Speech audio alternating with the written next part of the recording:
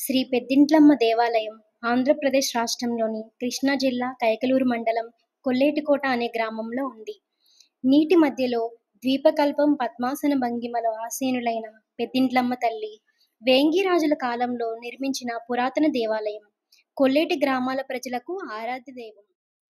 కోరిన కోరికలు తీర్చే ఆ బంగారు తల్లికి గొర్రెపోతులను, కోళ్లను సమర్పించుకుంటారు. అమ్మకు ఏటా జాతర నిర్వహిస్తారు.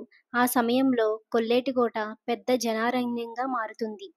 జాతరలో ప్రధాన ఘట్టమైన జలదుర్గ గోకర్ణేశ్వర స్వామి కళ్యాణం రోజున ప్రబల ఊరేగింపు, బోనాల సమర్పణ ప్రత్యేక ఆకర్షణగా నిలుస్తుంది. కొల్లేటి సరస్సు నడి ఒడ్డున ఉన్న కొల్లేటికోట ప్రాంతంలో ప్రసిద్ధ ఆలయం పెద్దింట్లమ్మవారి ఆలయం.